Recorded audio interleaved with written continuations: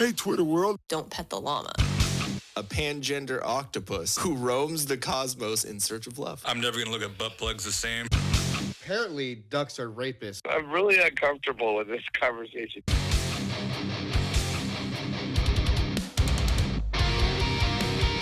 The Till Death Podcast with your hosts Ian and Jenn Avina. Brought to you by Comfortably Violent. Apparel. What's going on, guys? Welcome back to another episode of the Till Death Podcast. I'm Ian. And I'm Jen. Nice to be with you guys again. I was like, where are you going with that? I was going to say nice to see you, but you guys can't see us, and we don't know you. I don't know. You're making things really awkward.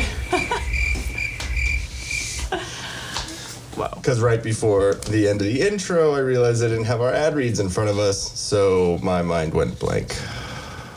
As it usually does. Damn. All right, so being comfortable with violence is a must nowadays, whether it's in a parking lot, a store, or at school. You're faced with violence, or if you're faced with violence, be calm, be confident, and be comfortable. From the mat to the field, in comfort, there's confidence. Have both with Comfortably Violent Apparel. Visit at comfortably_violent_apparel for more info on Instagram.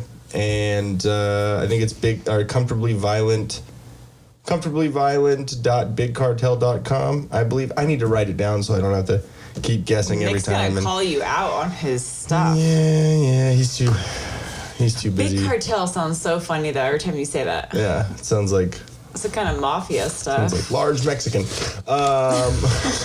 or large Colombian. I would go Colombian with Large cartel. Colombian, yeah, exactly.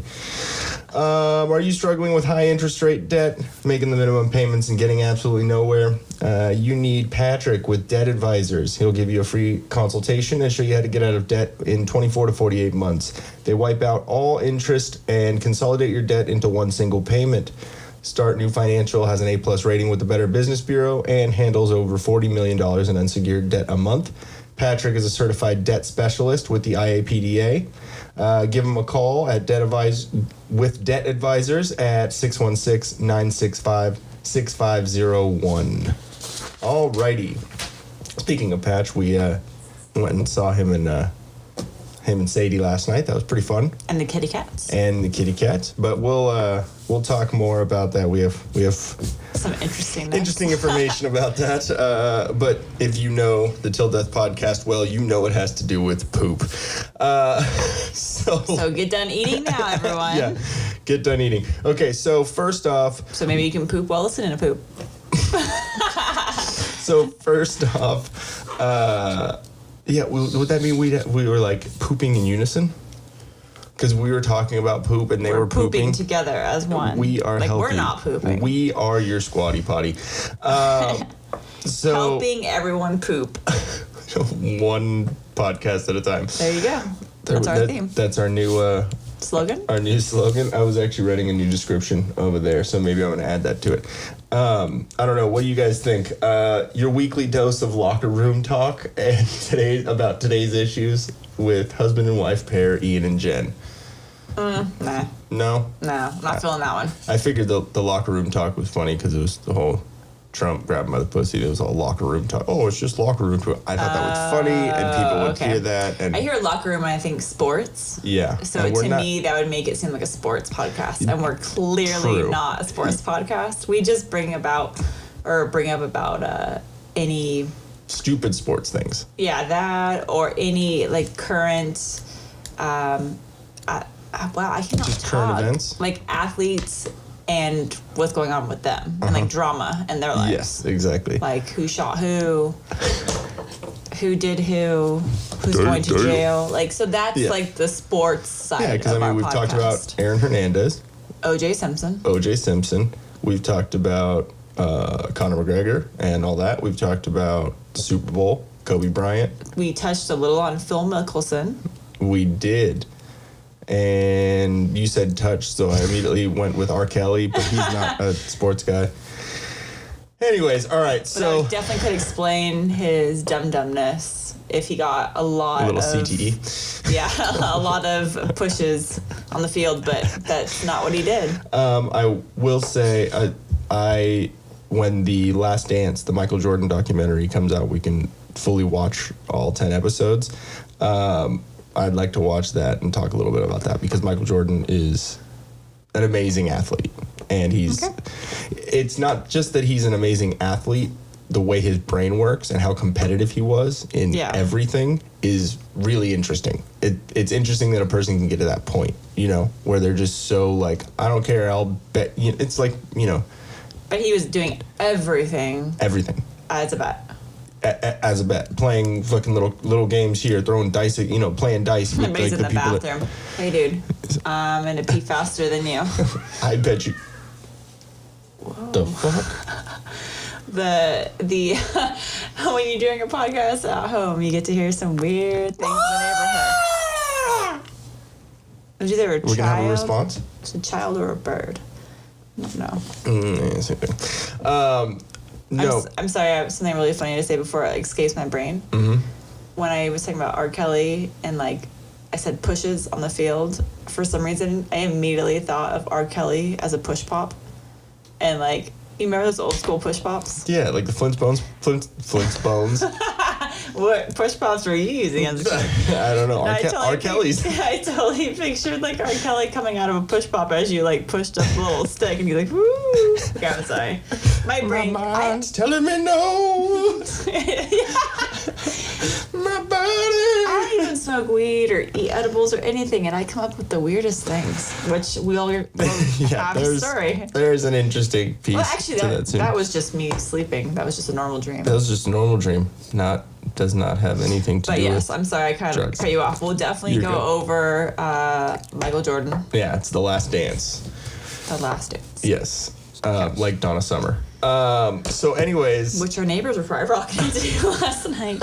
Another story we'll get to later on. Teasers in the beginning of this episode. Okay, let's get into it. So, our favorite gaffe-filled politician, Joe Biden. Joe B. Yes, and bringing up R. Kelly just works perfect with touching, sniffing. He was on the Breakfast Club, being interviewed by Charlamagne Tha God, asking about the black community and not the '80s movie. Wait, what? That's Breakfast Club. Oh, okay. I was like, what the fuck? Yeah, if y'all don't know, the Breakfast Club is a radio show. I believe it's out of New York, but it's syndicated everywhere, and they talk about it's DJ Envy, Charlamagne Tha God, and Angela Yee. They're the three that are on there. They do plenty of interviews. It's mostly about black culture and hip hop and stuff like that, but everyone tries to have their stance on politics and everything, especially around an election and campaigns and this and that, and all this stuff going on with Joe Biden is kind of crazy. So Charlamagne interviewed Joe Biden through like a Zoom call or whatever, and Joe Biden, it's about a 20-minute interview, and there's a lot in it, so I kind of wanted to play it and kind of go over it and maybe talk about it, because it is, some of the things that he says are outlandish. And he, at the end of the interview, I almost said documentary, I'm sure there will be a Joe Biden documentary at some point. I hope it's good. But anyway, so at the end of the interview, Joe Biden says some interesting things that could be construed as racist. It's just embarrassing when he talks. Yeah, it's like they just need cringeworthy. They just need to. He doesn't need to be. I almost feel bad for him, because he's obviously an old man, and not saying he hasn't ever made bad choices in the past or whatever, but he's obviously dealing with something right now. Yeah, but it's comical now. I don't think he realizes that people make fun of him. That's the point we're at. Well, because he's obviously, some early stages of dementia or something. I'm not a doctor, I'm not at all, but being a human being and seeing what dementia has done to, people here, and that, in your own life or on, other people that have gotten dementia, and you see kind of the decline, the mental decline, it seems to me that it's starting with him, and it's sad that no one in his campaign is like, you can't do this. I think he's just put out in the limelight to distract us from something else that's going on in the background. Well, yeah, because everyone that's a Democrat wants the familiarity of Obama, because Joe Biden was Obama's vice president. So they figure he's the closest representation to Obama that we can have. That's my opinion. Because his policies or Biden's policies and the way he runs everything is not, it just doesn't seem right. It seems like they're taking advantage of the name Joe Biden.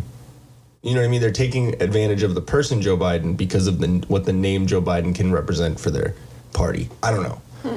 Okay. Make sense? Yeah. Kind of. I know I'm crazy, but okay. So, anyways, we're going to get into it, and here we go. Let's see. On The Breakfast Club. Vice President Biden, how are you today? Good. Good to see you. Same here. You know, I've been critical of you. I have a few things I want to talk to you about today. I know you have. Yeah. You don't know me. No, I don't. That's why I want to get to know you today. Right off the bat. Get to know you today. I want to talk to you about mostly black stuff. But, first of all, how are you? How's your family during this quarantine? Thank God everybody's doing well. How about you and your family? Man, we over here blessed, black, and highly favored, man. Well, I tell you what, the black community's getting killed, though.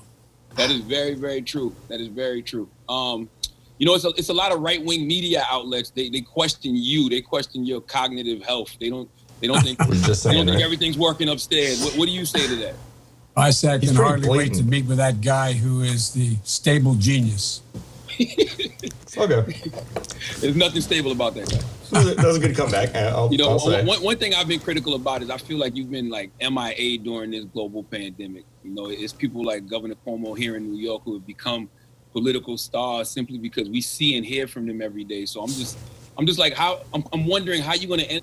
Okay, real quick before we get, all I want to say is I might not personally agree with all of Charlamagne's political views and this and that, but I will agree he's a pretty good interviewer because he's already asking questions like. Well, he's just straight to the point. Exactly. He's not no fluff afraid like, this is Joe Biden. I have to act a certain way. He's like, no. This is what's wrong. I have a question. Yeah. I like that. But Biden is already almost defensive. Like, Mm-hmm. I don't know. It just, the whole thing just rubbed me the wrong way. Okay. People and win a campaign from the House. Well, I tell you what, I'm following the rules, man. True. Number one, I'm keeping the rules. My governor says he doesn't want us out.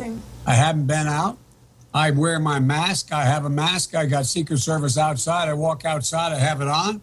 They get tested. And by the way, I'm beating them across the board.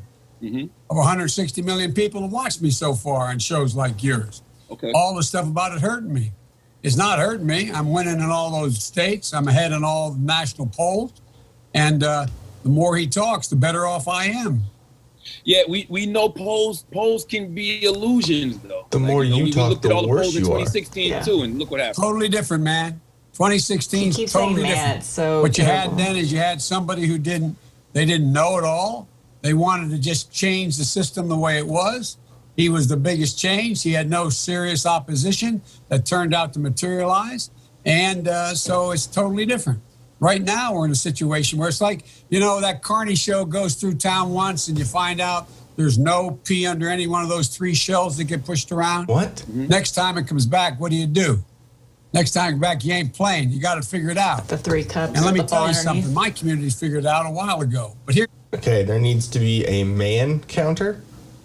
Every time Joe Biden tries to talk in a black, fashion, you know what I mean? When he's people, trying to mimic. He's trying to mimic the interviewer.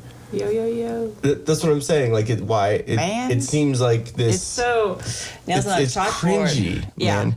And so, every time he tries to act black, which I guess could be the same thing. Yeah, I think that's what it is. And he's trying to get down on his people's level. it's going to come up here in a second, and I figure I'd say it first. The amount of times that he coughs into his hand, which he's already been called out on an interview for not coughing in the, doing the vampire cough.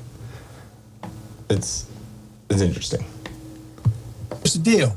What I have to do is I have to continue to talk about the things that matter. And the things that matter are, for example, right now there's a study out of Columbia University and the Disease Control Center up there. They pointed out that if he had listened to me and others and acted just 1 week earlier to deal with this virus, there'd be 36,000 fewer people dead. Dead. And you guys are wondering, what's he doing? Come on, man. Get a life. Come on, man. Get a life. This guy has been incredibly terrible. And what we've had is, back in January. Why do you have to? I wrote an article back in, I think, in 27th of January, said this pandemic's here. We should act. Every other country that was acted around the time, got the notice around the time we did, they have considerably fewer deaths as a percent of the population. I'm the guy that said we ought to take hard records and find out exactly how many people in the black community are getting COVID and are dying from it. And look what's happened. Now everybody's going, oh, surprise, surprise. Look, everybody knows this. We have to come back. We have to fight back. He never ends a point. And the crisis lays bare the institutional racism that's still prevalent in our society. And I believe we have to address it by transforming our economy, and this time bringing everybody along. And we haven't. Look, he started to undermine the pillars of the economy before. Look, the blinders, Charlamagne, in my view, have been taken off. Okay. Now people recognize that those essential workers, a disproportionate amount of them are African Americans, and they're breaking their necks, risking their lives, losing their lives. They're grocery store workers, they're bus drivers, they're delivery people, they're the people who are on the line. So are you saying that they're the healthcare workers those who are are in a only black position people? where they're taking care of Because I work in a grocery store. And, I'm not and they're making basically the minimum wage. So this time when we come back, if we had to only move this along, we not only rebuild, but we have to transform this economy. We can create millions of new jobs in transportation, energy structure. There's jobs. A job is a lot more than a paycheck. It's about your dignity. It's about respect. It's about how you're treated. And that's how we built. I agree with him on that. But what he's going to do is, we have to address the institutional. If he were to get elected, and after all this coronavirus stuff, and then all these new jobs were made and whatever, he'd take credit for that. He'd say, "Oh, look, I created this many jobs." It's like, no, all those jobs were done away with for months, and then it's just racism. We've seen it more clearly now. In a black majority county, they're 6 times more likely to die in the pandemic than a white county. They're disproportionately uninsured in the African American community, disproportionately make up the essential jobs that they can't do at home. They're risking their lives every day. Enough's enough. And this Biden recovery I'm going to put together will bring everybody along. I'm going to build a better future, not back to what we had, but back to something better than we had. You can even see Charlamagne. I'm glad that you say that. I don't know if you saw a couple weeks ago, Sean Combs. You might know him as Diddy. Yeah. He said what I believe a lot of black voters, including myself, feel. That's that Democrats take black voters for granted. Votes are quid pro quo, right? It's not like I don't want to vote. I just want to know what candidates will do for us in exchange for our votes. The same way young progressive Latinos, the LGBT community. Absolutely. We want the same thing. Do you feel like black people are owed that from the Democratic Party? Absolutely, Paul. What would I say? Remember when they said Biden can't win the primaries? Yes. I kicked everybody's ass. Excuse me. No, talk like that. I need you to say that. You did what? I won overwhelmingly. I told you when I got to South Carolina. I won every single county. Hold on. What? Did he really say that they can't do it home. They're risking their lives every day. Enough's enough. And this Biden recovery I'm going to put together will bring everybody along. I'm going to build a better future. So not back to wall. but back to something better than we had.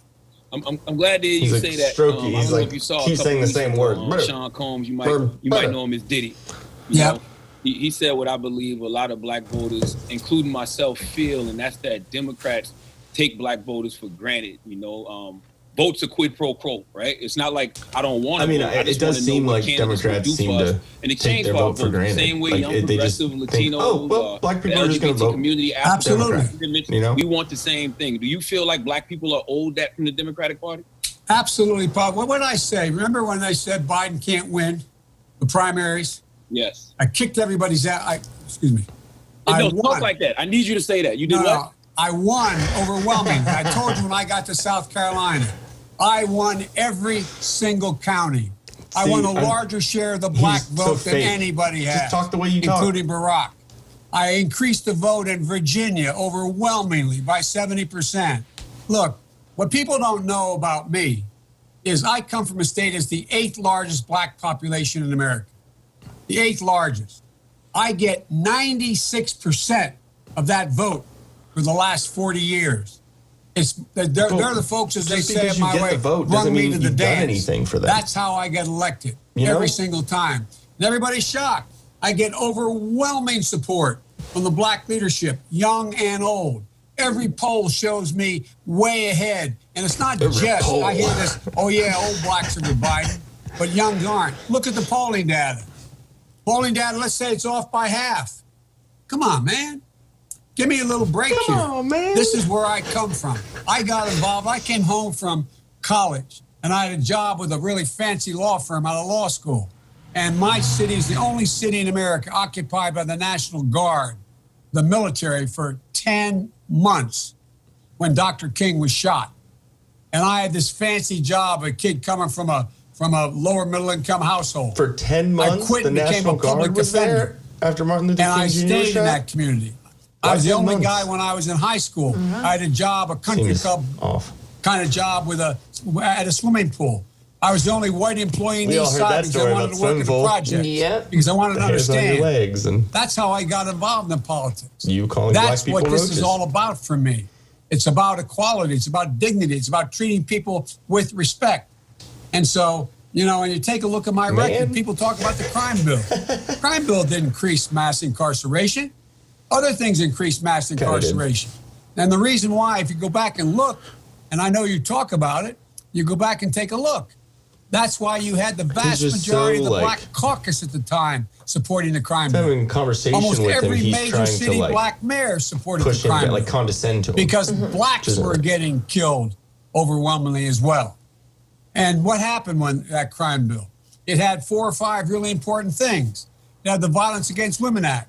It said drug court, don't send anybody who has a drug problem to jail, send them to rehabilitation, to a drug court. It had in it, they had the assault weapons ban, getting rid of assault weapons, getting rid of the number of rounds you could have in a gun.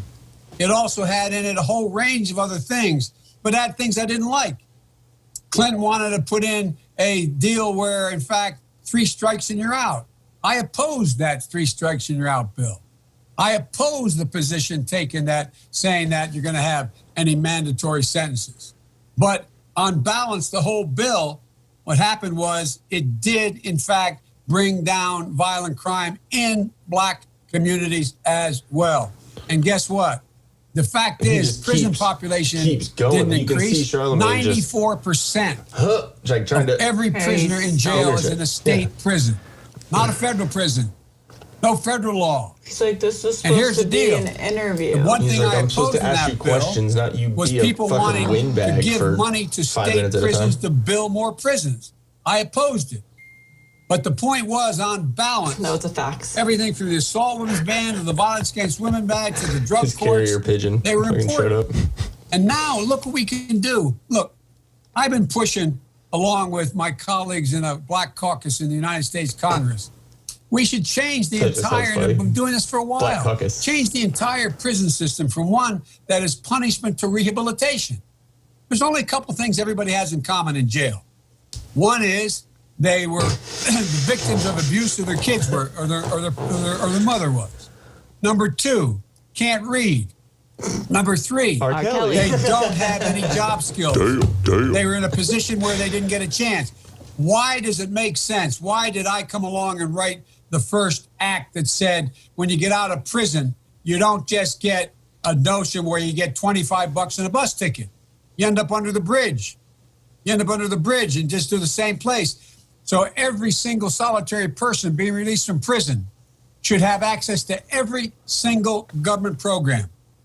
Why does it not make sense to have I'm sorry. African Americans getting out of prison? You need to rebuild your life. Serve their time. Everybody, that's a for part that of the matter, consequence. be able to have public housing. Why doesn't it make sense that they can have Pell Grants to go to school? Why doesn't it make sense they can have access to health care? What are we, nuts?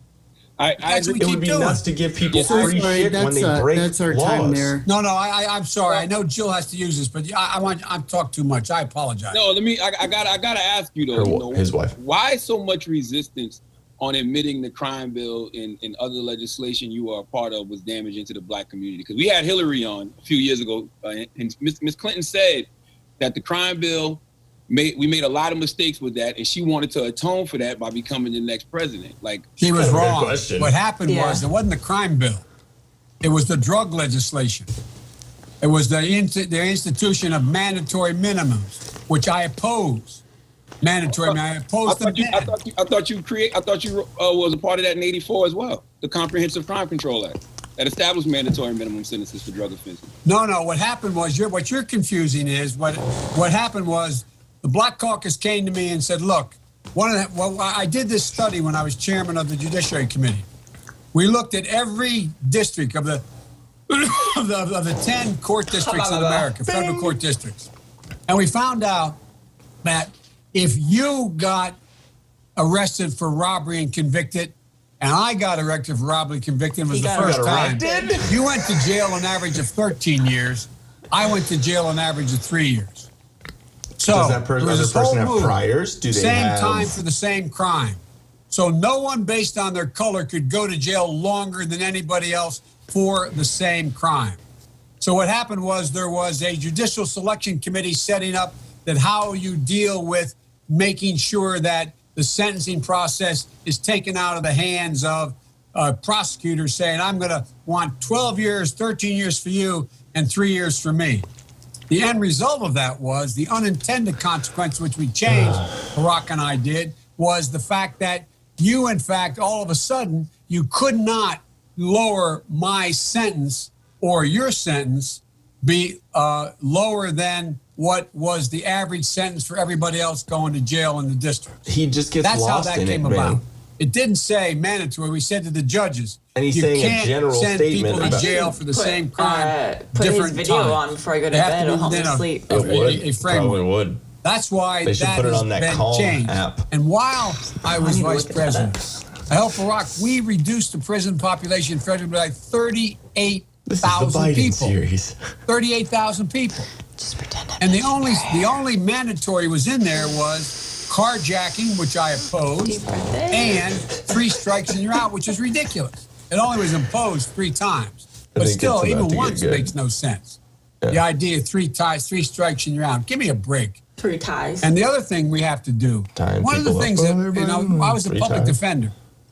I'm going to insist when I'm president that a public defender a federal public defender gets paid the same amount of money as a federal prosecutor gets paid. So you have representation. People have representation.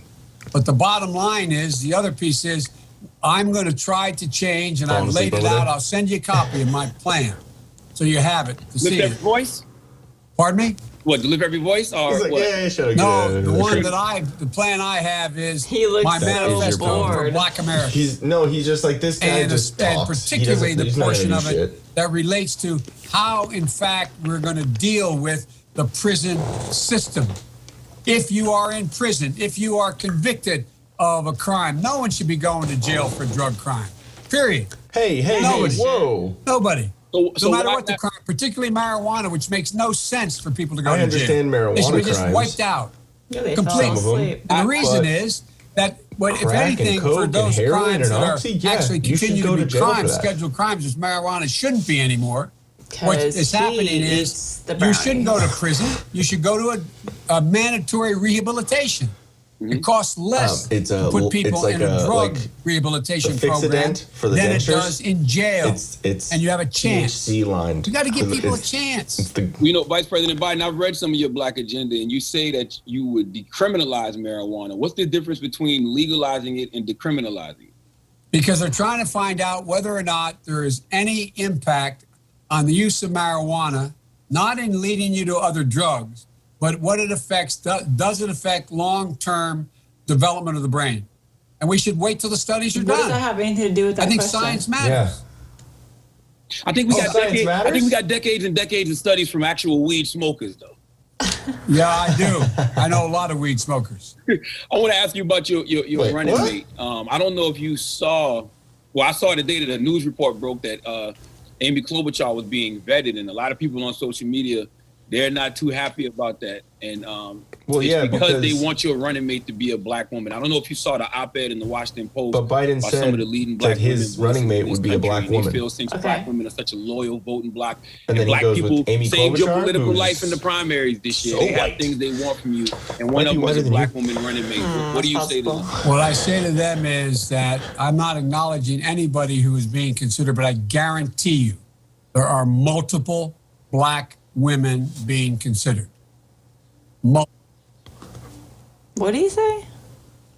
Okay, he said, I can't even like try and repeat it because it was so stupid. Hold on. Life in the primaries this year. They have things they want from you, and one of them is a black woman running mate. What do you say to them? What I say to them is that I'm not acknowledging anybody who is being considered, but I guarantee you Not there are acknowledging multiple anyone being black considered. women. I'm not acknowledging anyone that is being considered, but There are multiple black women being considered. yeah.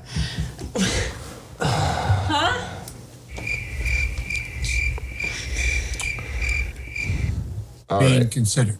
Idiot, dude. Multiple. Well, you know, Thanks so much. That's really hard time. I apologize. You can't do that to black media. I can't do that to white media and black media because my wife has to go on at 6 o'clock. Okay. Oh, I'm in trouble. Listen, you got to come see us when you come to New York, VP Biden. I will. It's a long way until November. We got more questions. You got more questions, but I tell you, if you have a problem figuring out whether you're for me or Trump, and you ain't black. It don't have nothing to do with Trump. It has to do with the fact I want something for my community. I would love to see. Take a look at my record, man. I extended the voting rights 25 years. I have a record that is second to none. The NAACP has endorsed me every time I've run. Come on. Take a look at the record. All right, thank you so much. I really appreciate it. Anyway, thanks. I will come back. All right. I look forward to seeing you in person. Okay, absolutely. He's like, bye, crazy pal. white man. Thanks a lot. I appreciate it, Charlamagne. I'm sorry, every time I heard his name, Charlamagne, I kept thinking Shia LaBeouf, or whatever his name is. Shia LaBeouf or Shamlama Ding Dong. Yeah. No, Charlamagne stuck to his guns in that interview. He kept asking questions. They were more... Well, like the two he could ask. Yeah, exactly. That dude is just ridiculous. But why? I mean, okay, I understand. Because you can obviously tell that Joe Biden was trying to be kind of in a joking way. But his whole demeanor throughout the whole interview was very on the offensive, trying to condescend, trying to, you know what I mean? Like, it just seemed like he was trying to, like, well, look at my record, man, like, blah, blah, blah, and, like, trying to... I don't know. It was just awkward. I feel like every interview with him is awkward. And I'm not going to say in any way that me or you are amazing at, talking. Yeah, but he's running for president. Exactly. There's a difference. So it's like, as much as people make fun of Trump and some of the things that are the words that people put in his mouth, because obviously he said that everyone needs to drink bleach or whatever. That was ridiculous, man. But, I mean, it definitely would be comical to see someone like Biden in office just because it would be a huge shit show. If you think Trump's a shit show from someone, your opinion, then just wait if Biden gets in. All the people that are so against Trump, like your candidates against him, are horrible. Okay, so hold on 1 second. If you guys actually had a better candidate, then awesome. We'd have a good race. But right now, it's just a whole bunch of idiots. So, can you go on Google real quick? I'm not looking at it. Whenever you get to the search bar, type in youaintblack.com. The best trolling ever. Ugh. Hours after he said that, Black Voices for Trump 2020. Text woke to 88022. You got more questions? If you have a problem figuring out whether you're for me or Trump, then you ain't black. Joe Biden. that picture's great. No, hours. Missing his teeth. It looks like he's saying black. Hours. Where's my applesauce? That's what he's looking for. Get woke. You click on get woke. Wait for it. Yeah. No. Okay, go to. Where is the? Black Voices for Trump encourages the black community to re-elect President Donald J. Trump by sharing experiences and successes of everyday Americans as a result of the Trump administration. Go to shop real quick. First one on the left. He made a fucking hashtag you ain't black. Said by Joe Biden. It's a t-shirt. I'm so getting that shirt. Yes. It's fucking hilarious, right? Like, actually, that's a pretty sweet Keep America Great hat. Yeah. He's got some, ooh, the gold. Yeah, I like the gold. No, but the trolling level of Trump and his campaign is amazing. Hours. MAGA mama. Hours after Biden said that, and it was like released on the Breakfast Club, they made the You Ain't Black website. They bought the URL and put up a video that is basically explaining how Biden's racist. They have a Cops for Trump hat. They have Trump straws. That is so America. That hat. He's worn that hat plenty of times. It's such a. Oh my God! It's the flag hat with the eagle. And of course, they have to have the camo. Oh, this is great. Right. Okay. So off of that, but it was too ridiculous to. It was too ridiculous not to talk about. I think we're gonna get some people A little angry about it. No, I think Oh. we need to buy some things off of here from people. Yeah. Okay, so speaking of other kind of crazy news, believe me, babe, we could be on that all day and we could stare at it, but probably not the best podcast activity. Hey, you over there. Go ahead. I'm looking at the wrapping paper. Just gonna scroll off of that page real quick. There we go. Now you don't have to stare at it. You don't have the distraction. I'm starting to learn my wife's ways. So the next thing that I think we have on the list, there was a big deal with Joe Rogan. He just signed a deal with Spotify. So you have the article up, right? Mm-hmm. You want to?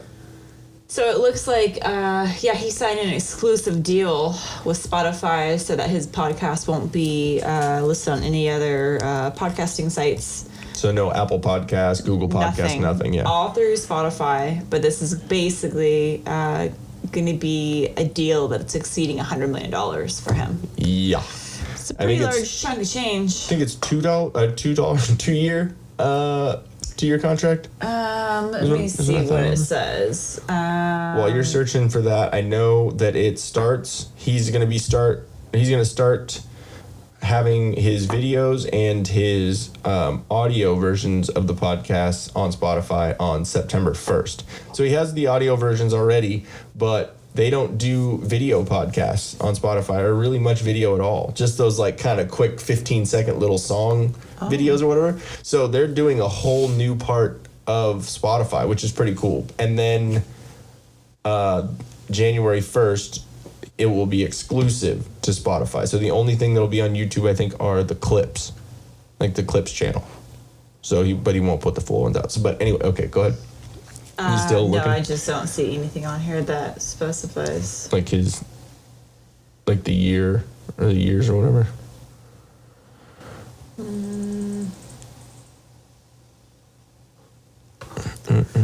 Yeah, September is one's gonna go through. Yeah. No, it doesn't specify. Yeah, but it's crazy. He has the IP or the intellectual property, so he's not selling. It's basically just licensing rights. So he's not selling his show. He's not to where they can, put, obviously it's the Joe Rogan experience, but so they can't really replace Joe Rogan in that. But, people have done crazier things. So he wanted to make sure that he had the. Yeah, it's just saying Spotify offered it to him because they realized that they can't rely on the music industry for revenue, profits. Yeah. And Joe Rogan is crazy. He's huge. He's the biggest podcast out there forever. But one thing that I do think is kind of cool about this is that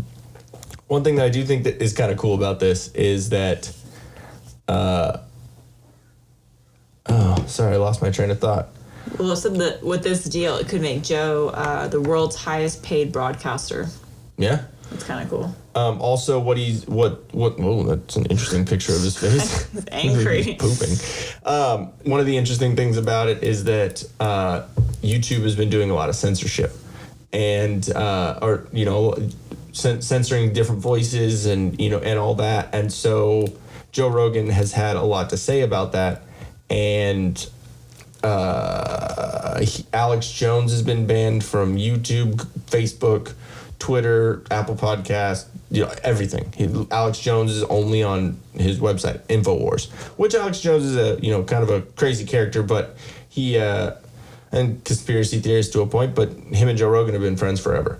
And once he was banned, it seemed like him and Joe Rogan were kind of in like a little tiff, a little battle, something like that. And so finally, I guess, Joe Rogan called Alex Jones and made up, and then he went on the Joe Rogan podcast again. Mm-hmm. It was a 4-hour podcast, I believe, and it was viewed 14 million times or something like that. So like it was it's ridiculous. It was the largest or the most views on a podcast in all of 2019, I think. So like obviously Alex Jones has some clout in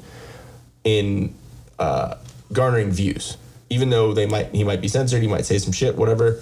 And so YouTube, since Alex Jones is banned on YouTube, they weren't too excited about Joe Rogan having him on. Elon Musk, the owner of Tesla, he's had some things to say about Google, YouTube, all that. So having him on the podcast for a third time, because he's already had him on twice, having him on the podcast for a third time would go in a big swing towards censorship on that platform. So it might swing YouTube to not censor as much because they're going to realize they've already lost this revenue from Joe Rogan. So they might lose more, Yeah, because they're saying that Elon Musk smoking weed during his 2018 interview brought a lot of heat. To Elon Musk? Yeah. And then to Joe Rogan's podcast. Oh, yeah. And then so did Bernie Sanders appearing on the show in the middle of his presidential campaign, less than 6 months after conspiracy theorist Alex Jones was brought on for a second sit down. So. Mm-hmm. Yeah, Elon Musk, it didn't look like he inhaled. I'll say that right now. It looked like he just went. What was the big deal about having him on with smoking weed? Because Elon Musk's a scientist, he's super smart, and he's super straight-laced, and he's a weirdo. He's definitely a weirdo, but he's just like a sciencey kind of nerd. You know what I mean? Like that. There's people like that all the time. That doesn't mean that they smoke weed. I just don't get why that was like outcry over that. Oh well, because because weed isn't as, I mean, yeah, like me and you don't frown upon it, and a lot of people don't frown upon it, but some people still do, and stockholders and, you know, all that. And so his stock went down the day after that happened, the day after it was released, but it went back up. But it's just crazy. Oh man, yeah. Well, I don't know. He's just gonna be getting a lot of money for this. Well, they're saying it's a combination of the Spotify trying to branch out, and then they want to become kind of similar to how Facebook is known as, like, I guess in the social media world, like they're known as kind of like the biggest deal. Yeah. So Spotify wants to become that, Yeah. like the one source for podcasts, all the media. Yeah, I mean, there's still going to be, you know, Stitcher and, you know, the podcast app and iHeart and all these other, you know, podcast platforms, but Spotify wants to be as well known as Spotify. No, because like at work, if you talk about podcasts or music, everyone their go-to is Spotify. Yeah, it's either that or Apple Podcast, because the people that have iPhones, they, you know, it's already an app that comes on there. So gotcha. And Spotify is an app already loaded on Google's. Like my computer was already loaded with Spotify. That was the app. Oh, that's cool. So I mean, they're trying to branch out and stuff. And what I mean, what it is cool is we're in the podcasting realm, so it does affect us too. Mm-hmm. You know, I like Spotify. Yeah, I think it's a good platform. But just it's another platform to be on, and they're gonna have video capabilities obviously at some point. So maybe that'll extend to not just bigger ones. I kind of feel like YouTube is old. It is, and it's changed a lot. It used to be where you get stuck in a YouTube wormhole because of just these videos made by someone random, and it was just kind of cool. You'd start one place, end up watching videos of puppies. You know, it was kind of a cool social network for that. But now it's just everyone's on there, mainstream media, everything. Yeah. They're all just flooded with it. I kind of feel like YouTube is the equivalent of MySpace. Like it was really, really big, but then something better came along. Yeah, but nothing better has come along besides YouTube yet. So YouTube is essentially just a way to get out videos. And YouTube to me is like Facebook. Yeah. Like Facebook is cool, and you've said you might not even want to be on there for a little while, but at the same time, it's, you know, it's cool to see memories and cool to see stuff and whatever, but it's starting to become less annoying, prevalent. It's becoming more annoying. Like that's what I was talking with Sadie last night. Like it's becoming where it's everyone's soapbox now, to where, like, we talk about, you know, sometimes we have to block people or delete people or snooze them because you know, usually the reason I'm going on social media is to kind of get away, have a distraction. To have a quick distraction from the real world. And memes. I'm tired. I just got home from work and I need a way to, like, just decompress. Yeah. So look at stupid shit on social media. But now, you know, everything's political. Everything has gotten more serious. Yeah. I've pretty much deleted everyone that unfortunately doesn't really have an open mind. Yeah. So yeah, I'm sure I have people on there that you know, don't follow the same political views that I have, but they're open-minded and they don't post stupid stuff. Yeah, it's a sense of humor too. Yeah, like the stuff they do post is more in a joking way, not listen to me, I'm right and I'm the only way. Exactly. So to me, I get annoyed when there's stuff that's like arguments back and forth. I don't need to see that. Yeah. The world's already serious enough. Social media, there's a time and a place for news and I don't know, serious matters. Yeah, exactly. And I hate that Facebook has become more of the serious nature, where I get it. You know, there's sometimes it needs to be. I mean, there's algorithms too that are. I've heard that on Facebook, and you know, obviously this is just conspiracy shit and shit that I've heard and whatever. But that Facebook puts things on your Facebook feed that will garner a reaction. So if you know, are a Trump supporter, then they're gonna put more shit that will trigger you. Basically, more liberal. Why would they want to Democrat put stuff. more? Because it engages you in the post, because you're going to comment, you're going to like, you're going to, See, I do the whatever. opposite. So if stuff comes up and I'm like, ugh, that's silly. Yeah. I'll literally go to the little box in the corner, delete, do not see anything like this again. Yeah. And so their algorithm. Yeah. But at the same time, you doing that could show them what you don't like. So they put more of it on there. Actually, I don't get any like ads or anything anymore really on mine, because I've deleted everything, or I say I don't want to see this. I don't want to see anything from this company ever again. I always click those because I don't want that. So it's nice. Like, I do have my Facebook's like pretty good. I've been deleting people every couple of days here and there. I'm just like, shut the fuck up and delete. I did notice. Make sure you unfollow. Yeah. Because that you'll still see their shit if you're following them. You're just not friends with them. Oh, that's silly. I don't know. There's a lot of weird stuff. Yeah. All the algorithms stuff. But I don't look too much into it. If there's something I don't like, I just delete. Yeah. I mean, and that's what people should do. I'm not saying, block out an opposing opinion or an opposing viewpoint, but because that's obviously not good. But if you don't want to hear something, then you can just change the channel. You don't have to listen to that. If you don't like us, don't listen to us. And it's pretty much when I go on Facebook, I just want to like hear from my friends. I don't want to, get all these ads that it's usually what I'm seeing a lot of lately is like local news channels will be posting ads, and it'll be like stories, but it's like sponsored at the top. Yeah, the sponsored ones, and I just immediately don't even read it. I just immediately delete. Do not want to see this type again. Well, yeah, because it's literally just clickbait, and it's the like, headlines and you can tell like there's like 200,000 comments, and then you're like you put that up as an ad so everyone would comment on it. It's clickbait. It's the clickbait that gets annoying. So that's what I try to get out of my feed, and I've really narrowed it down. It's like I'm not one of those people that tries to get a million people that I might have recognized, one, like a high school person that I recognize, but I never talked to them once. I'm not that person, because why? I didn't interact with you then. It's just kind of creepy. So I just keep it small. Yeah, I mean, the only reason why I had so many, people on Facebook was because being in bands and trying to promote stuff. That's different. And now I'm going back and I'm like, ugh. No. Yeah.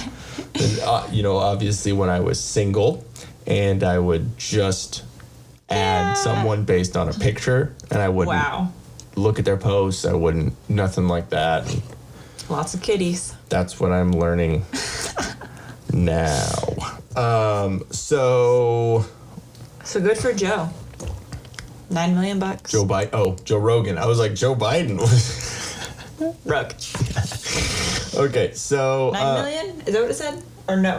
100. 100 million. Why am I saying 9, 10? I don't know. That's a little different than. Okay, so when I went on Google, on the actual Google.com to like search, if you know, there's Google search, the little Google search button under the search bar, and is that actually Google.com or is that just your home? That's Google. Try it, put in Google.com, because then it'll give you the search bar, because that's probably your home page, which is the same on mine on the Chrome. See, now at the bottom underneath the search bar it says what? Google search. Actually goes to Google.com, it just comes up as your homepage, so you just search on that. If you have Chrome, then yeah, but if you have Safari, if you have these other things, Safari, who uses that? Or Firefox or any of the other ones, it's not. Chrome gives you a Google homepage, So on the bottom right it says I'm feeling lucky, but when I scrolled, so underneath the search bar it says I'm feeling lucky, and then it scrolled out and it like switched out and it said I'm feeling curious. Is that what I clicked on for you? Mm-hmm. Okay, and so it gives you random things that. It's kind of like Stumble Upon. I don't know if you ever remember that. Stumble Upon was a website, and you just click next, and it'll give you a random Wikipedia page or a random page about something cool. Okay, so I just clicked in I'm feeling curious, and it brought up are the northern lights in the South Pole. This results in an oval ring around each magnetic pole where auroras occur. The North Pole aurora is called the aurora borealis, and the aurora at the South Pole is called the aurora australis. Australis? Astragalus. Depending on the level of recent solar activity, there may or may not be visible auroral activity or auroral. I was like, oral activity. Hey, auroral activity all the way around the ring. Wow. Auroral activity around the ring. So I clicked on that button and it says, I'm feeling adventurous. Let's feel adventurous. What did that do? It Gave you a color picker? Well, yeah, and then it tells you, what the codes are. Like, so at work when I was running with Adobe Photoshop. Illustrator and all that, use all the color codes, yeah, I can see them like, hey. Okay, but what is adventurous about that? Okay, trying here. Ask another question on I'm feeling curious. I'm feeling doodly is now when you click on it. Yeah, I think it's because you has you draw stuff. Yeah. Okay, so I'm feeling curious. Part 2. What percentage of Icelanders believe in elves? Like Lord of the Ring elves. Though, okay, what's that second word? Someone. Though John Stoters, I'm saying that so wrong. There's so many umlauts and weird shit on the top. Though they believe in elves, though their belief in elves may sound extreme, it is fairly uncommon for Icelanders to at least entertain, or it is fairly common for Icelanders to at least entertain the possibility of their existence. In one 1998 survey, 54.4% of Icelanders said they believed in the existence of elves. That's 20 years ago. 20 years. Did I just spit? You did. Sorry. I got in my eyeball. Got all excited about elves. You got corona. Damn. Okay, we'll do one more and then we'll move on. How many pints of blood do you have in your body? Oh, hold on. I can get close to this. Let me think. From when I donated blood, and then they say what's safe that you can get. I think you donate. Oh, let me think that whole pack. I think your own. I want to say 7. 7 pints of blood? Is that what you're saying? Or that's how many you can donate? No, because I think when they donate that whole bag, I thought it was just 1 pint. Yeah. Plus the little test tubes. Mm-hmm. So I want to say then maybe 5 pints of blood. The average adult has about 10 pints of blood in his body. 10. Okay. Roughly 1 pint is given during a donation. Woo! Got that Nice. A healthy donor may donate red blood cells every 56 days, or double red cells every 112 days. It's kind of cool. And what's awesome with this Google thing, if you just scroll over that, it'll change to different things. So that mine just scrolled and said, I'm feeling wonderful. Discover this place. Okay.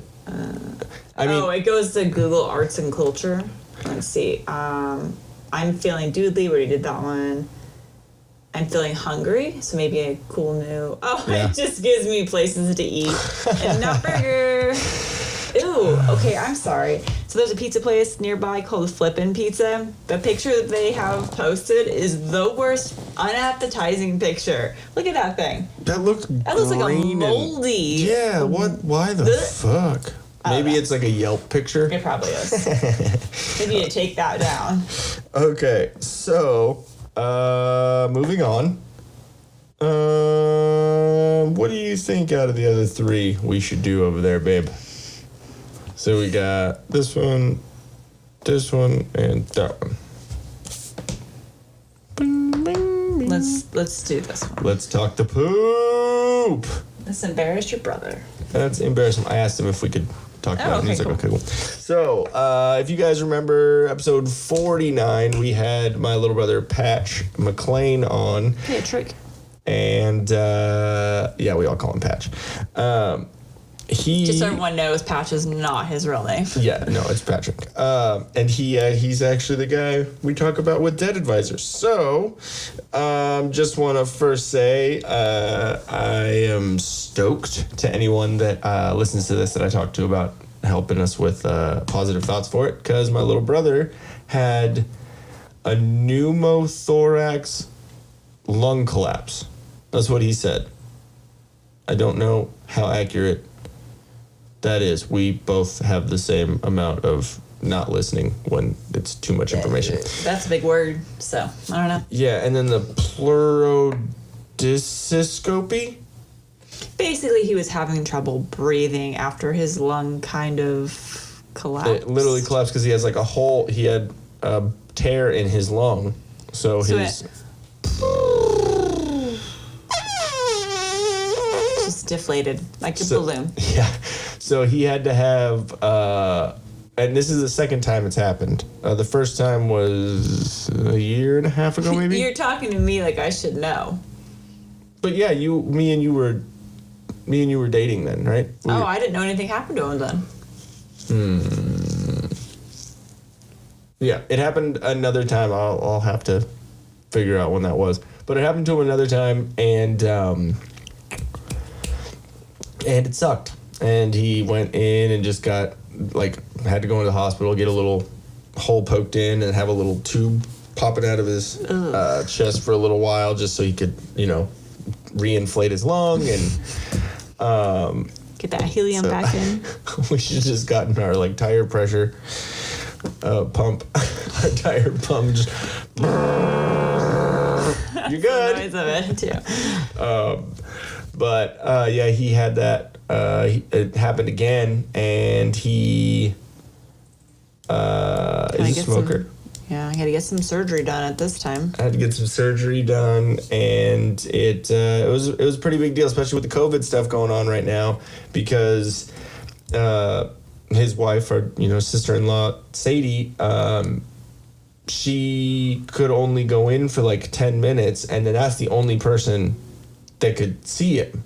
Per day, right? Or what was it? I don't know. She said it was really complicated on the rules, but they were trying to limit the amount of time, the visiting, and then how many people. I don't know if they couldn't trade people out or something like that. It was very confusing with all the rules. She said she didn't really understand either with them trying to explain it to her. So, which sucks too, because it was his wife Sadie, and then his dad, my stepdad Ron, there, and I guess they wouldn't let his dad go in and see him, which I'm guessing is pretty traumatizing when you don't know what situation's going on with your kid, and then the hospital's saying you can't go in and see him, So kind of sucks, but he went through it. He was fine. He was really. He called me a couple times when he was really, really morphined up, and but he has not had a cigarette in 2 weeks, which is awesome. He's on the patches, and a patch on the patches. Hey, but so he's doing better, which is good. He's recovered fine. No at vape, all. nothing Inhaling into his lungs. Yeah, just some edibles when he needs it. I would be curious if he was somebody that had asthma, if an inhaler would cause issues with this. True. It's very interesting. Well, but they said that he had an emergency inhaler offered to him with this, so maybe it's okay. Because inhalers are steroidal. They help enlarge your blood vessels, maybe. I believe to help so. get more oxygen in. Yeah, it's literally a steroid. That's what it is. Yeah. Oh, is that what? Yeah. I didn't know what inhalers actually did. I just assumed it just helped open the airways if you're having trouble breathing. But it gives the muscles in your lungs, basically. I think I might be talking out my ass. But. So you technically have asthma. Yeah. But you were diagnosed as a kid with that, right? I was talking to Sadie about that, and she was saying that, cause I guess her and her brother had it too. Yeah. But she said it is something luckily that a lot of people can grow out of, is what she was saying. That's kind of cool because your body over time heals itself. Exactly, yeah. So it could be something that you've kind of grown out of. Yeah. I mean, I do smoke and, whatever. So I'm vape. as much as I can. But we're working on getting you off of We vape are, too. yeah, Slow yeah. and steady, because we've learned that it's not good for you either. Yeah, sure. Your family loves you. Whatever.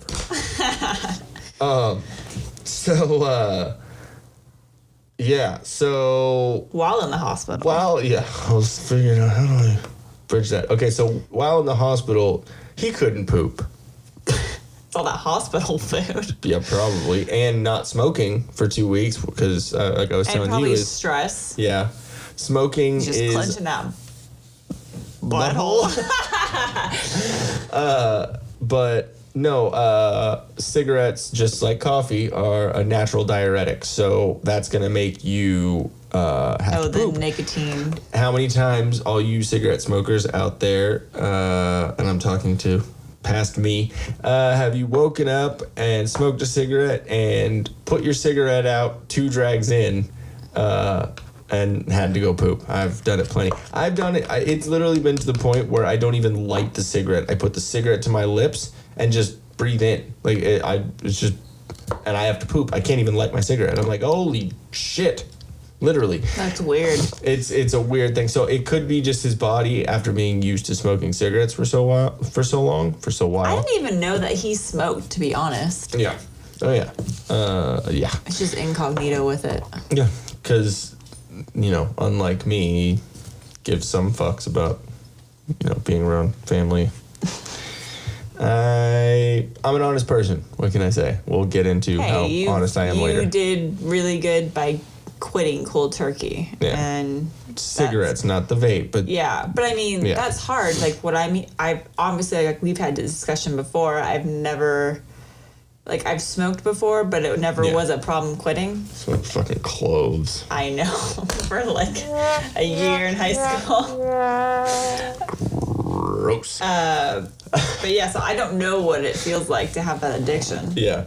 It's weird, especially the first little while. Do you think it's more of an addiction? Like I'm trying to figure out how it feels. Is it more so like the act of smoking, or more so the feeling that smoking gives you? Like how some people are like just have routines. Yeah. So they like their morning has to be done by following A, B, C, D, or else they just feel off. Yeah. So was it? I think it's a little bit of both, because obviously it being in your system, that's a part of your system. It's nicotine. The nicotine probably makes you feel good. Exactly. So it's a part of your body. Your body and it's needs it addictive at that anyway. point. Yeah. So, but then also, it's mental. It's emotional. It's certain things. Because I mean, with me, I would when I smoked, I would always have a cigarette after I ate. It was the after meal grit, the AMG. Wow. Whenever Bixby's on here, we'll talk about that. But yeah, the after meal grit, you always smoke when it settles the stomach. I don't know, because the poop. So it was a stupid, weird thing that we all had. And then obviously, after sex, you have to smoke a cigarette. And then, was that Austin Powers joke? Do you smoke after sex? I don't know. I never check. Or whatever. Wow. Do you remember that? It might be that way. I might be rationalizing that in my head differently. But, or whenever I drive, I'd smoke. That's why my window's always down. I'm used to it after years of smoking. It's still, just used to that air while driving. It's the addiction to the smoke fixation, like having smoke come out of your mouth. Like smoke to me is kind of cool. Like it looks cool in the lights, and it's like I'm obviously a stoner, so I'd see it in a different way. But it's that, and I mean it could be an oral fixation. Damn. But just having that something like, on your lips or blowing something out. So weird. Yeah, I know. So prostitutes probably understand, the oral fixation too. So, that'd probably be a conversation, that you'd want to have with them. But I don't know. Just, spitballing here. So basically, what Patch was saying last night, he said you have to find a new addiction. Yeah, and one other thing that he was saying too is that the craving only lasts for about 10 to 15 minutes. So once you have a craving, distract yourself for 10 to 15 minutes and it'll be gone. I think it's kind of the same thing like they say when somebody is like going on a diet or trying to eat healthy. Yeah. They get that severe craving for something because it's your body's way of like, hello, you need this. Yeah, where is this? I'm used to that sugar. Yeah. But they say drink water. Yeah. Because that helps. So I don't know. It's figuring out. Everyone's different too. Yeah. Everyone has their own rash. Is a hound out there? Jesus Christ. Everyone has, everyone's body's different. Everyone's psyche is different. Everyone, the way they rationalize things, all different. So it's gonna. So he couldn't smoke for the last couple of weeks. So he kind of had some issues. He couldn't shit for 5 days. He was starting to get scared. He was starting to He was starting to turn into Violet. But then I also think because he was on, because they pumped him with morphine. They pumped him with, they gave him hydrocodone. They gave him oxy. They gave him a bunch of stuff for pain. Dang. And all that. So I'm sure that backed him up a little too, because I've heard that when you're on certain pills, it can back you up. Like in the hospital, it can back you up because it's back it up. So, nope. So he couldn't shit. They gave him so many other different types of things leading up to this.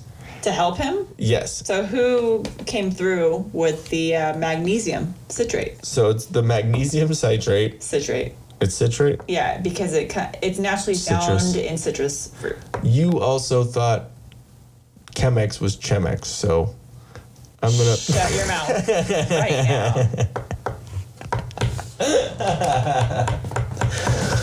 So, the magnesium citrate, that's the way Patch said it to me. I'm just saying. Patch is wrong, too. Well, that could be true. I was waiting for you to just be like... On healthline.com. No, it's just written out the same way. Go to how, like... This acid is found naturally in citrus fruit and gives them their tart sour flavor. So he could have just had an orange. True. That's weird. I didn't think oranges made you poop. Just saying that doesn't prove anything what you just read. Citrus citrate. Okay. Chemicals. Or chemistry. That's what it's based off of. So it's the same thing. Chem. Citrus citrate. Shut your mouth. Continue what you're saying. Okay. So magnesium citrate. You're gonna die. This is our last episode, 54. It was a good run. But yeah, so he tried to take a bunch of other things, and then they told him, "We'll give you this, but the only reason we give this to anyone is when they're about to go into surgery for a colonoscopy." Yeah, because it probably tasted horrible too. Well, and they gotta shove shit up your asshole doing a colonoscopy, so they don't want you shitting all over them. So they need to give you something to clear you out. He said he was shitting for a day and a half. Like he would literally shit and not wonder where it was coming from. You know what? It was probably hurting to go to the bathroom because when you think about it, like all the pressure on your lungs. Mm-hmm. Yeah, true. But he's all like wheeling his little the pain pain bag. His IV. Yeah, his IV, and he's in his little backless gown. He called me before the surgery went on, before we knew it was going to happen and whatever, and he was a little freaking out about it, but we were talking, and I tried to calm him down or whatever, and then and I could totally tell he was all morphined up. And I was like, "So you feeling okay?" Like blah blah blah. And he was like, "Yeah, I just can't shit." And then he said, "Yeah, but then when I just push this button right here," like he was so. I'm like, isn't there like a max amount on there? Yeah, they took it away from him. But he's doing good. It was just a very interesting story about the shitting, and I figured all of you guys know our podcast well, so I figured we share that part with you at least. It's funny because magnesium, like there's 10 different types of magnesium, and like those salts that you can put to soak in after working out, like if you're really sore. Yeah. Magnesium actually helps your muscles. It's like the Epsom salt, right? Yeah, it's magnesium is what it is, but it's a different one. So like I use I think it's this, like this one, magnesium sulfate is what it is. Oh, okay. It can play a role in muscle relaxation and stress relief.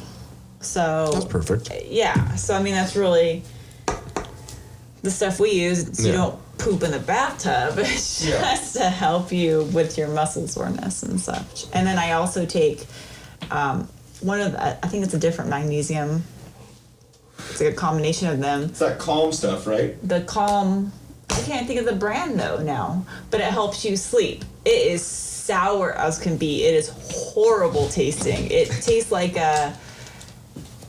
not a good sour, not like a sour punch. Is it like that pomegranate fucking... Pomegranate orange. That drink. But it's just Pellegrino? sour. And you take like 1 scoop of that at night, and it knocks you out. I used to take whatever that natural supplement was, melatonin.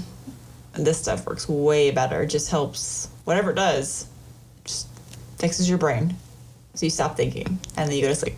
It's good. That Calm app is what we were looking at, because don't you have like a... Yeah, so what I saw through, if anyone has American Express, they're offering, like they have so many deals on there, which I always forget. You can go to that deal section on your account. And there's an app that I guess has become quite popular. It's called Calm, just CALM. I don't know too much about it. I know you know more about it than I do, but from what I was reading, it's a paid app if you want like the premium subscription, and American Express I guess is offering a free 1-year membership into it. So I think I'm gonna try it just to see how it works. But you know what they're saying to get total wellness is mental wellness, and a lot right now people are overly stressed because of this whole COVID thing, and just our environment normally is very stressful as it is, just because we're used to such busy lives, and so it's good to kind of be healthy with the food you eat, work out, but then also mental health. And I've tried meditation before. What is that? Everything's mental before it's physical? Yeah, I actually, I played golf growing up, and I was on the golf team in high school, and I played in tournaments every summer through like the Junior Golf Association through San Diego County.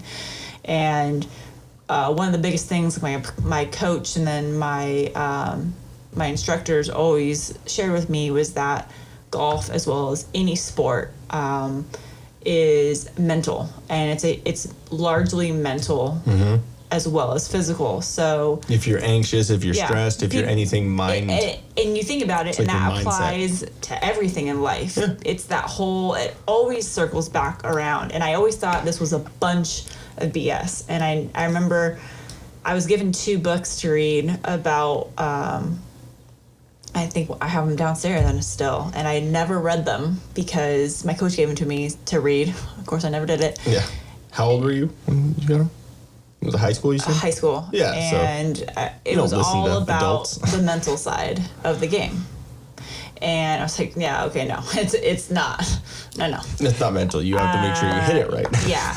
And now, being older, I see how you can literally psych yourself up or out of something, and it hits every aspect of your life. And everything I'm reading now is just, the importance of making sure that you have your mind set right in order for everything else to follow. And I'm trying to work on that because I have a really hard time of not being able to focus. I don't know if I'm ADD or ADHD. I never obviously was tested for that, but I do have a really hard time focusing, and like, you know, I have like 20 things going at one time because that's just what I'm used to. And for me, I think I'm forbidden on speaking on that subject. I can't sit and watch TV and just watch TV. Nope. I have to be doing something else because I get very anxious if I'm sitting there. I'm like, because you're like, just watch TV. I'm like, I can't. Like, I have to be on the internet researching something or doing something else. It's just how I've always been, and I don't know what it means to actually relax. Like, that's foreign to me.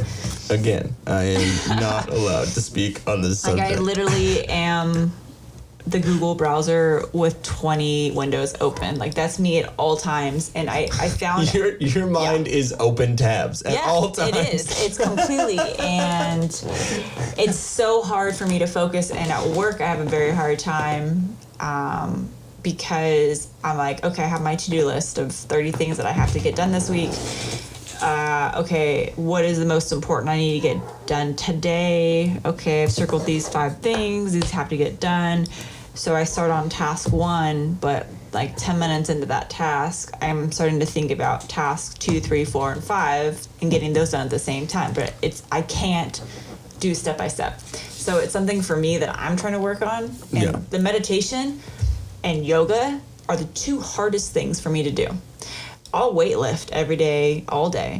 But as soon... Turning your mind off. I can't do that. As soon as I try doing yoga... Why did I just go Trump with that? I don't know. Turning your mind off. Like, it's funny. Like, yoga is supposed to be so good for you. And I've tried it. And I've been so unsuccessful at it. Because 10 minutes in, I'm like... I can't do this. This is boring. Okay, let's think about what I have to do after the yoga video is done. You're like, can this be over you?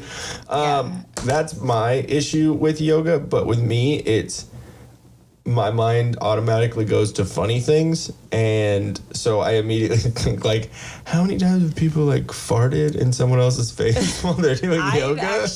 I took a yoga class at LA Fitness, and I remember I was new to the class and just kind of trying to see what other people were doing. The instructor had turned off the lights to make it more peaceful in there, had music going, it was chill. Yeah. And then someone farted in there, and I immediately wanted to laugh. Was it a good one like that, or was it like just a... Gosh, it was a while ago. I don't remember. I think it was just... You have to go back to your fart index. The crazy part is I remember exactly where I was sitting in that room. And that was probably like 8 years ago. I still remember, like, I can close my eyes and I can envision it perfectly. And I want to say it was just like a quick fart, but I was like... But everyone was so quiet. I was like, oh, no one's going to laugh. They're just going to ignore this. Because shaming people Someone just farted, and there's only like 30 of us in here. Probably not even that many. It's probably only like 20 of us. Isn't it funny that, like, shaming someone, now doing that, someone will shame you for shaming? It's like a shaming? Isn't that weird now?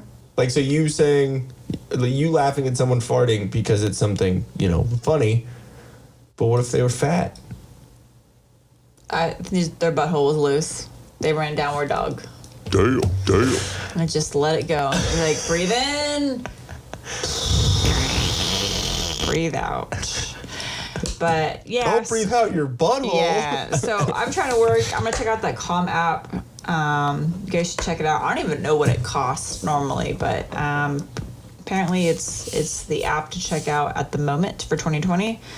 Just call. I guess there's like, I guess for sleeping and stuff like that, because like a lot of people like myself, sounds. It has sounds, and for me, I've always put a movie on and gone to bed, or put The Office on and gone to bed, and my wife is a fucking vampire, and she can't have any light on. Which I'll completely admit, I've just been afraid of the dark since I was a kid. So, you know, that plays into it too. I just don't like complete darkness. So I have to have something like, have my phone going on with Netflix, with The Office on, or Parks and Rec, or like just something, or some YouTube, you know, long YouTube video that I like fall asleep to. But Calm, I guess, has, you know, audio and this and that to kind of my Rain app that I have. The Rain app and like Sounds app and stuff like that. And they used to be like alarm clocks that used to have that on there. So So the different sections they have, which I'm going to look more into, they have improve fitness, performance, build self-esteem, better sleep, reduce stress, increase happiness, reduce anxiety, develop gratitude. So it all sounds really interesting. I'm very curious to see beyond meditation and sleep sounds, like what all this will help with, because I literally have no clue what that would mean. Yes. So I'm kind of looking excited. Wow, I'm looking excited. Hey, I can see you. You are I'm looking excited. forward to checking it out. But I think it's important for everyone to focus on because, stress alone is something that we all deal with in this day and age. And your body is not meant to handle stress 24/7. It's meant to handle stress when need be. Like back in the caveman day, you had the whole flight or fight thing, and that was when your stress was supposed to kick in. Yeah. And that was healthy stress, to run away from the saber-toothed tiger. Exactly. Nowadays, we're stressed all day long about numerous things, and, it's about people coughing on you. Your body's going to wear out sooner than later because of the constant being in the flight. You need to find your inner Phil Jackson and find your zen. Find your zen. So I'm trying to work on that so I can, There are fight improvements and there is progress, I will say, from an outside perspective. There is. I think working out has helped because I think me not working at fucking Sprouts. Well, you can say it now. I can fucking say it. Let me just say it real quick. Fuck Sprouts. Okay, but what I'm going to do is I'm going to continue my positivity and we're going to hold out and we're going to talk about that next week. Because what I want to talk about right now is my birthday. Your birthday. My birthday. And the funniest part of the birthday was so I didn't get to see my little brother on his birthday, which are, Patch, what we've been talking about. I didn't get to see him on his birthday because Pee-pee. Sorry. That unpoopy Patch for a little while. But his birthday is April 29th. And so we were going to give him a present. We were going to see him and all that. But then the corona and then his surgery stuff. So it's been a little crazy. And so we got him a cool little, what was it, a Funko, right? Crenshaw? Clayton Kershaw. Kershaw. You're still learning the Dodgers. I will give you. I'll give you leeway on that. Is he a pitcher? Pitcher, yes. Pitcher. Left-handed pitcher. He's like the man. He is, unless you put him in the fucking playoffs, and then he sucks a bag of dicks. Maybe he needs to go on the Calm app and learn about the physical or the mental side of. I just need he needs to untuck his wiener when it comes to fucking playoffs. He just fucks it up. Really? It's just every time. He gets into this weird mental state. That's what it is. Maybe he needs some more training on that. Has he been pitching for a while? Yeah, for a while. He's probably going to. That's why Patch was saying he didn't want to take the out because he is going to retire soon, so it'll be worth money. Cool. So, okay. Funny story about that too. We Number we found 21. 22. 22. There we go. Woo! I'm getting it. Nice. You are getting it. Yay. Your dad will be so proud. I know. You're not supposed to know My dad is a dedicated Padres fan. He will always be, no matter if they're the worst team in the league, because he's San Diego County. So his philosophy is where you live are the teams you support, no matter how terrible they are. And unfortunately, the Dodgers moved away, so I don't know if he can support them anymore. You mean the Chargers? You said Dodgers. What did I say, Dodgers? Oh, sorry, the Chargers. And what are they now? Los Angeles. The Los Angeles. It doesn't even sound right. The Los Angeles Chargers and then the Las Vegas Raiders. Yeah, okay, so that works well, I think, for Raiders to be LV. Sin City. Yeah. Well, because the Raiders in like the 70s and I think the 80s were crazy. Like one dude he broke some dude. I don't know. There's some crazy. That's a whole nother podcast talking about how gnarly it is. Too. Yeah, and the fans are gnarly. So we gave your brother this awesome Funko Clayton Kershaw, like, you know what Funkos are. It's like a little figurine. And so we went to a Target up in Menifee, and couldn't find, you don't need the headphones on anymore because we're not doing any video stuff, so if they're hurting your ears.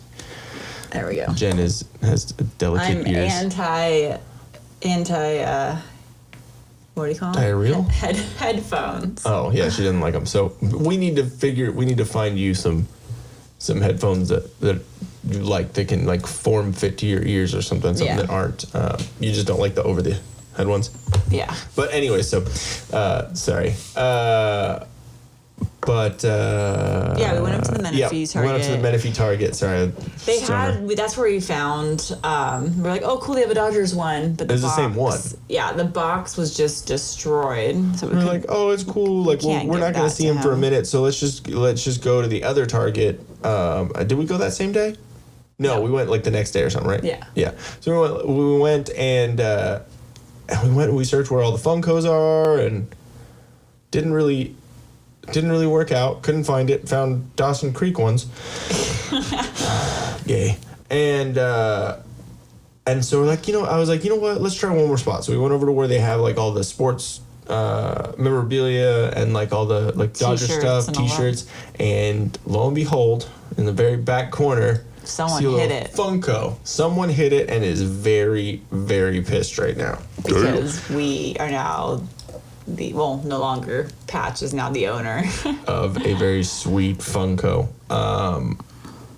And yeah, so our family loves to kind of roast each other and joke around. And so I thought it would be hilarious to give my little brother a bag that said, for the birthday girl. The pink bag, little girl on it holding the bag. And then I put purple and white tissue paper. I'm getting better. To expect anything? No. Expect anything less? No.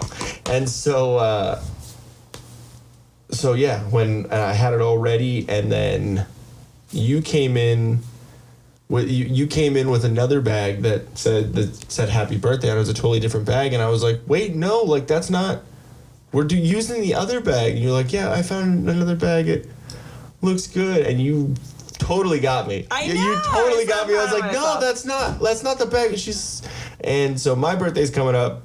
You've got me a couple presents, and I guilted you into letting me open one early. Mm-hmm. And so I opened the box, and it had fun presents in it. It was a, what is it, Shinistry? Shinistry? Shinistry? It's basically like really quality underwear for men, and they have women's stuff there too. Yeah. And they have like suits and stuff, but it's like all funny, like tongue-in-cheek. Ridiculous. Yeah. Like, they're like a subscription based, so you can sign up to receive one pair of boxer briefs every month. Yeah. I can do the same thing with like their underwear that they sell for the girls too, I think. But it's awesome. But yeah. So she got me the Tyrannosaurus Sex one, which, let me preface, all the names of all the designs are hilarious. So the one that she got me was, they're like dark blue boxers. And what's cool about the boxers is they have this little like nut cup. They're called ball hammocks. It's a ball hammock, or a banana hammock. Yeah. And it's like this little extra piece of cloth that comes up and holds your balls and your wiener. Wow, that was interesting. Ultra breathable moisture wicking. Social distance your balls from your legs. Supportive ball hammock lifts and secures the boys. Oh, so yeah, this ad had popped up on Facebook, and I was like, yep, because they were so hilarious, and the fact that you could buy boxers that had Biden's face on the junk was just hilarious. Yeah. And I forgot what the name for Biden's was, but one of them for Bernie was Feel the Burn, And then there was another one that was fucking hilarious too. Yeah, I don't remember all of them. They're definitely tongue-in-cheek, but they're like really good quality too. Yeah. A little pricey, but I mean, I guess you get what you pay for. But Yeah. I haven't tried them on yet because I haven't washed them yet. So it's Shine. I don't even know if I'm saying it right, but it looks like shinesty.com. So Shine, SHINE, and then STY. Yeah. But check them out. Like, regardless if you even care about purchasing underwear online, they're hilarious. You can even get like an American flag suit. So when you bought them for me, it said on there, "What's the occasion, and do you want to put in a surprise pair?" Yes, and I put my husband's birthday. So I didn't even know what the surprise pair was gonna be. Hold on, now I have them right here. I need to. Okay. So yeah, so the Tyrannosaurus Rex is like dark blue background with red, green, light blue, and yellow dinosaurs all over it. And what's on the? Oh, it looks. Oh, and a pterodactyl. There's the pterodactyls. Yeah, pterodactyl. Tyrannosaurus. The weird one. The one with the like crazy spiky back. Stegosaurus. No, that's it. No, that's not a Stegosaurus. That was a Stegosaurus, and then the Brontosaurus is the one with the really long neck. That's a Stegosaurus. Oh, the one there with the plates over yeah. there. This is the one with like the long tail with that club. It's almost the club one. No, you don't remember? Yeah, I do. Dinosaurs? I don't remember what that one was called. I know, but they're the one with pretty the fin on the freaking It's like awesome. the hammerhead dinosaur. So after looking at all of the underwears, I decided that you would like the dinosaurs. Yes, the dinosaurs. They are look great. like they'd be like a little 4-year-old's underwear. Is really what they look like. But for adults, so obviously you picked an amazing thing. Okay, so the surprise boxers are baby blue. Let's just say that. And then around the dick region is a pink background with a rainbow sprinkle chocolate ice cream cone. Yep. So good. Birthday cone. So good. So that's the trick. If you Hey, it's your birthday cone. Wow. Wow. You know they did that on purpose. So, let me see. Yeah, definitely check them out because they just got some awesome stuff. And then once you wash them, you're going to tell me how you like them because maybe you need a subscription to them. I totally would be okay. Because they're only $15 a month for the subscription. Yes. And you could get an American flag with an eagle on your junk. But I will tell you, I would never be able to have either Biden, Bernie, or Elizabeth Warren, those boxes that they offer, because I don't trust them with protection. Well, I was thinking as a joke I was going to get you some Biden ones, but I was like, do you really want to look down at your junk and Biden's face is there? No, I don't want smelling my dick all day. And I don't... I mean, I wouldn't vote for them to run our country, so I'm not gonna have them protect my balls. That's a little too close for comfort. No, not even a. Jeez. It's a sad fart time. So yeah, there's a lot of work drama that happened at Sprouts because I no longer work there. A preface for what we'll talk about next week. Fuck you, asshole. So the last thing we're going to talk about to end it on a good note is another edition of Jenn's Dreams. And I wasn't high, okay? It was just a dream.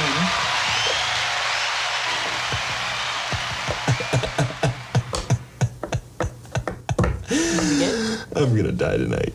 Okay, yeah, we're good now.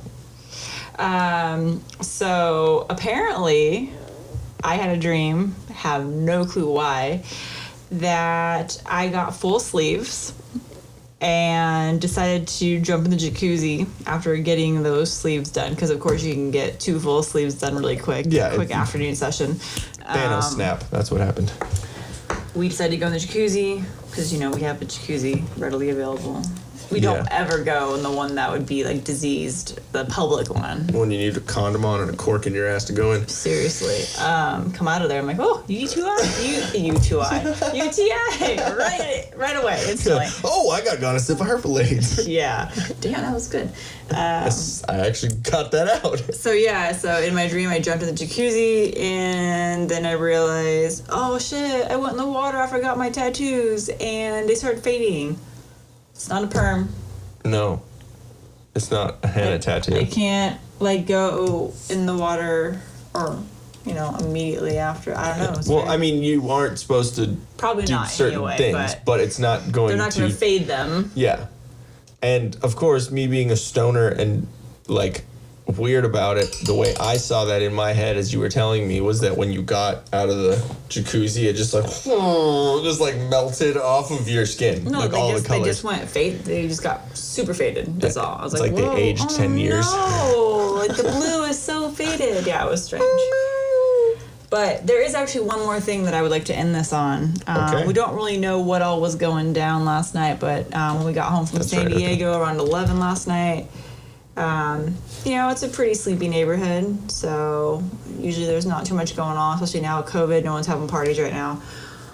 But we do have neighbors that apparently were having a house party, probably just the two of them, and one of them is a DJ. So as we drive up, we just see the rotating colorful lights going on inside the house. Yeah, so there was some weird shit going on. And you hear some music. And what song was it?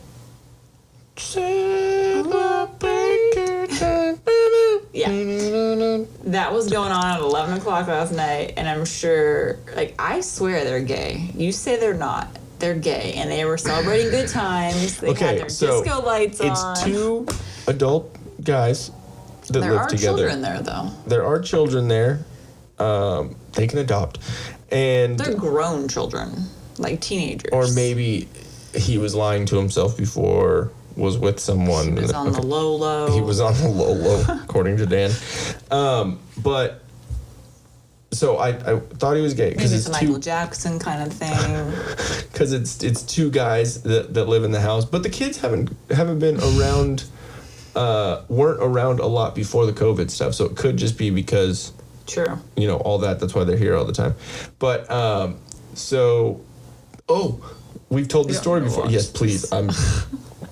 The amount of times where the woman is just stroking the penis pouch and staring at the camera, you can only see that. We had the Shinesty app open. Yeah, you guys totally had no clue what we're talking about. Anyway, so actually, this story, the guy that we're talking about, is the guy, because I've told this story on the podcast about when I told a guy to stick his finger up his dog's butt. Oh, it's him? It's him. Oh, I had no idea it was him. That's him. Oh, that's why he knew right away with the finger. Gay Joe Rogan. Yeah. Is what we like to call him. Oh my God, that makes so much sense now. Oh yeah. But for sure. That's why he didn't really. Yeah, he was like, wait, I can do this in public? A whole fist? I'm not wearing my leather though right now. Assless chops. So yeah, we thought he was gay, and then I saw him take a woman out on a date or something. Or I don't know. It seemed. You sure it was a woman? It was, mini skirt. I didn't see an Adam's apple, and wasn't anything tucked back. I didn't. There's no bulges, except in the female places that needed to have bulges.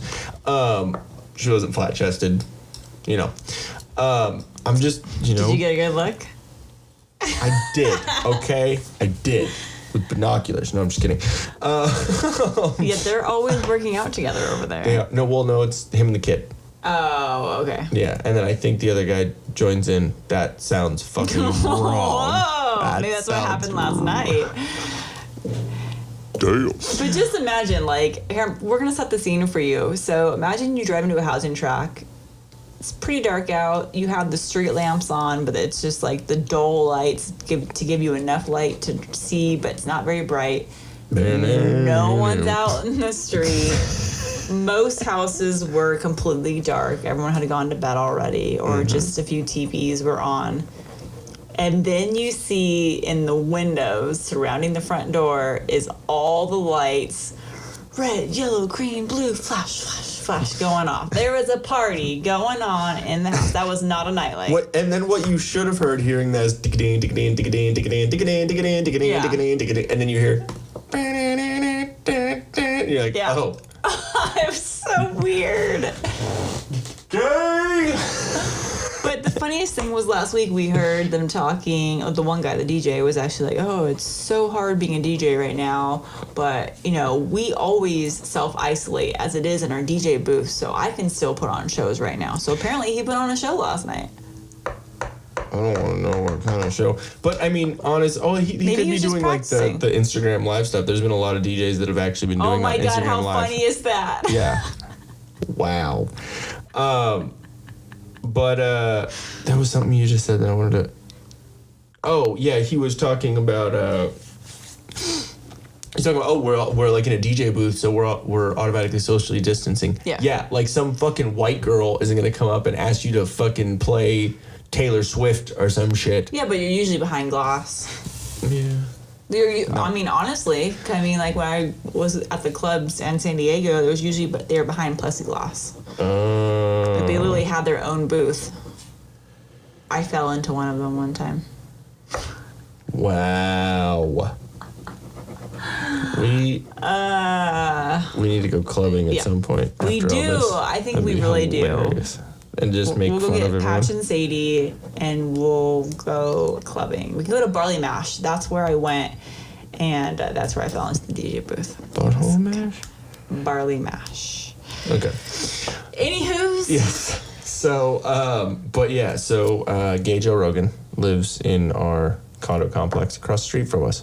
Just thought maybe at some point I'll sneak a picture and then, put it on our stories or something so you guys can see the real To judge that the real thing. But yeah, okay. Thank you guys very much for listening to the podcast this week. Was there anything else that you wanted to? No, I wanted to end on the neighbor disco dance party. Gay Joe Rogan.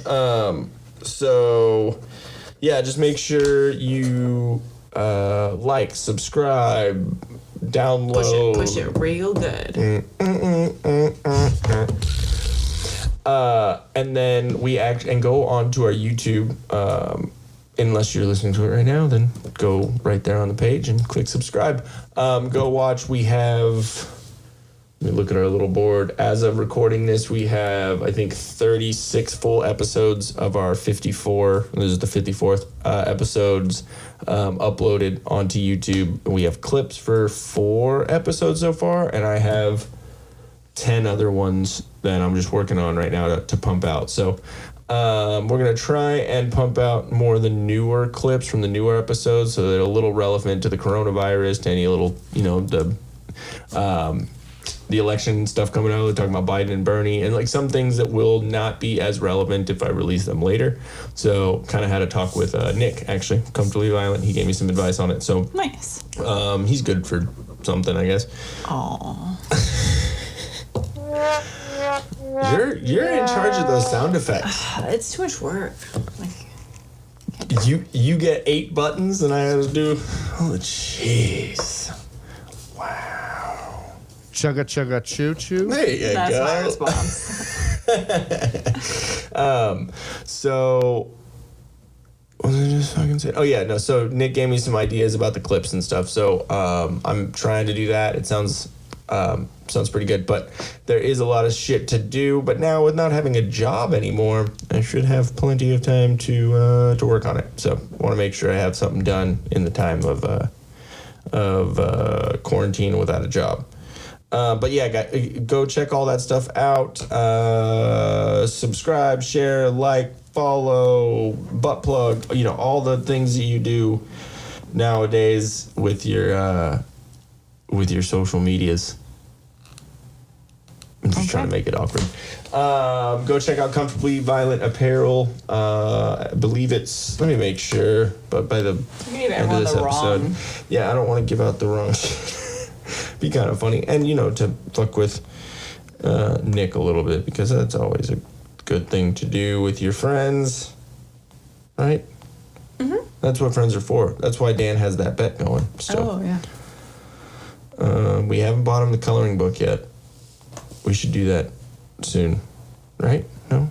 Soon. I believe it is Comfortably Violent. Yeah, it's just comfortablyviolent.bigcartel.com. And he has a bunch of merch on there right now. He just got done doing a giveaway with a couple other companies. And I believe he's going to, keep doing that. And he's got promo codes and stuff like that too. So I think we're going to, finally get one over here at Till Death if he wants to,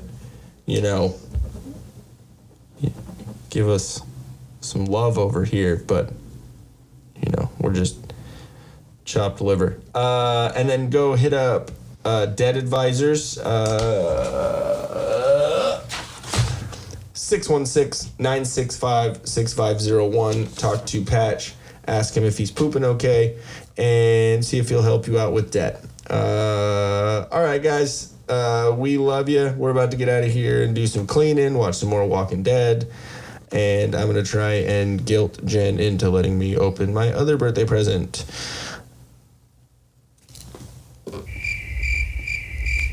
Mm-hmm. That's how it's going to be until your crickets? birthday. No, I can't puppy dog eye it at all. Please? No? Can't open it? Thursday. I got shut down, guys. Okay, so thank you very much for listening, and we'll catch you next time. See you on the flippity flip. Love you. Love you. It's rude. Hey guys, thanks for watching. If we float your boat, make sure to subscribe here. For more awesomeness in your ear holes, click one of these videos here. You just gotta follow the red arrow and poke it. Poke it real good. You're supposed to poke the video, not me, babe. I was.